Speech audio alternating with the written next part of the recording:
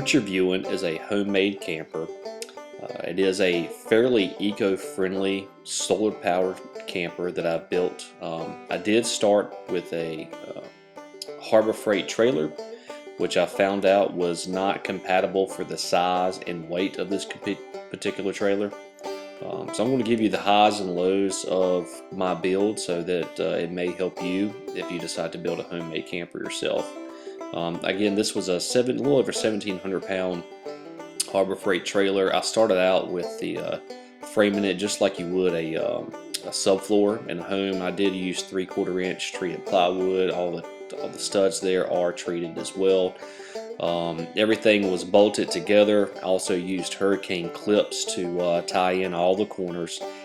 It did become a very sturdy base.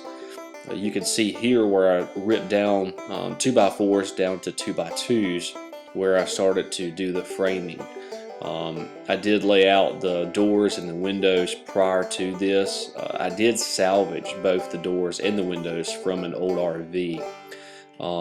Moving forward just a little bit, I did have to remove this actual trailer and replace the trailer, the tongue, the axle with a much sturdier trailer that actually was salvaged from an old camper. So it's got a 3,500 pound drop axle trailer in there now, and the actual frame is solid welded. It's not bolted together.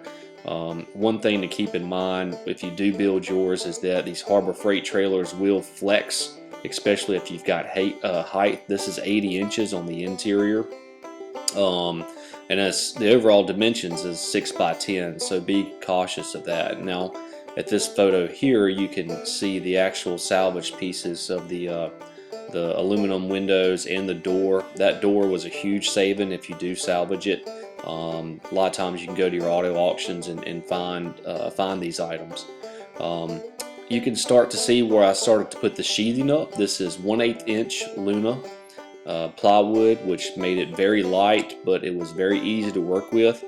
The front nose is actually 1/4 inch treated plywood, and the roof is 1/4 inch treated plywood, being that takes the brunt of not only road debris, but then the roof if anything were to fall on it. However, everything else is Luna plywood, which was primed. I've already bought it primed. It was cheaper that way. And then I actually used an automotive base coating, which is almost like a rubber base coating, to coat the outside, and it did a great job initially. I used a cheap air spray gun from Walmart that I hooked to my air compressor, and it flowed beautifully out the gun. As you can see, the finish there, it's fairly flawless, and covered up the seams fairly well. Now here's some of the learning tips, is that on the seams I had to actually go back and use a silicone based product to put in between the seams because of the heat and the expansion of the joints. Kind of caused some gapping throughout the summer and the winter time. So you can start to see where I've wired this. Again, this is all 12 volt solar powered. It actually has a 100 mono solar panel that is on the top. It feeds down to a solar controller, which is a Renogy system that it was purchased for about $130 to $140 off of Amazon. And I've used 1 watt LED lights that draw hardly any power whatsoever. You can actually see in this photo I actually ran housing wire from my inverter, which you see the battery there on your far right corner. And that one deep cell battery, which was purchased for Walmart about $90, it powers the entire trailer. You can see the solar controller here from Renogy. This system will power the entire trailer. It'll actually power a small refrigerator for about 2 full days without stopping, and it will power a fan and lights for almost a solid week before even draining the battery remotely. So you do get sufficient power and enough energy to sustain yourself while camping for a week or so. You can start to see where the lights are put into place, and there is a van. If I were to do this again, I would do a powered vent. That's one thing that I wish I would have splurged for, but I didn't. And at this point in time, you can start to see the kitchenette come together. Those cabinets lift upward, and then you have a lot of the storage for your kitchenette there. The power on your left hand side is actually 120, so if you're at a campground, you can hook into your 120 or your 15 amp and actually run directly power from there if you don't want to use your battery. And you can start to see that is not actual tile, that is just vinyl sheets that I got from Home Depot. Very cheap but very easy, and it looks great. It is functional, it's very lightweight. All of the installation actually was recycled, and it did come from a business here in my area that was throwing it away. So you can start to see some of the framing coming together. The trim came out very nice, and now there you can see the 2000 watt inverter, which provides plenty of power. I can run a vacuum on it, I can run my air compressor on it. It's just amazing how much power it puts out.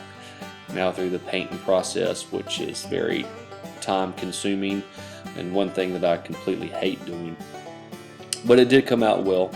And you can start to see things come in here. You can see the panel on the back side. I wanted to leave that open in case there were some wiring issues with the actual LED lights on the rear end, so I want to be able to get to that in case anything would ever happen. And start to see some of the finished work coming together. The bottom does have drawers. This is the horseshoe style bench slash bed combination. The actual table will drop down. This is all storage underneath the box area. Everything was framed with 2x2s. I did try to use pine 2x2s on the interior just because treated was so much heavier, and so that does save a little bit of weight, but you do have to reinforce slightly more, so be prepared for that in case you decide to do it. Everything is hinged on all corners, and you can start to see this is going to get prepped for a couple other different coatings.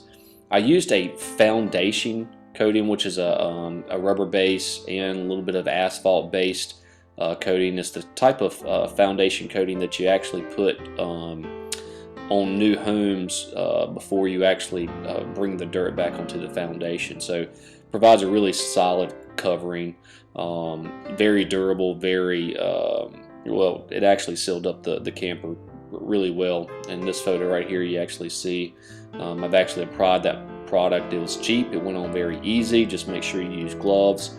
And now I'm taping for the final coat. I used a Rust-Oleum paint, and obviously now you can see why it's dual purpose as the little green camper, both green in color and green in eco-friendliness. Now here's my bed. This is a queen size bed. The table drops down. You actually take the backing from the back side of it and place it on top of the table, and you've got a full-size queen bed, which is really comfortable. Be prepared for the cost of foam. It has gone up significantly.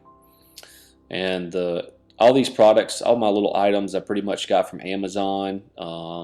You can still find things there pretty cheap, and it's very convenient. This is the finished work. You can see my refrigerator, my little Heater Buddy stove, and I want to thank you for taking a look at it, and email me if you have any questions.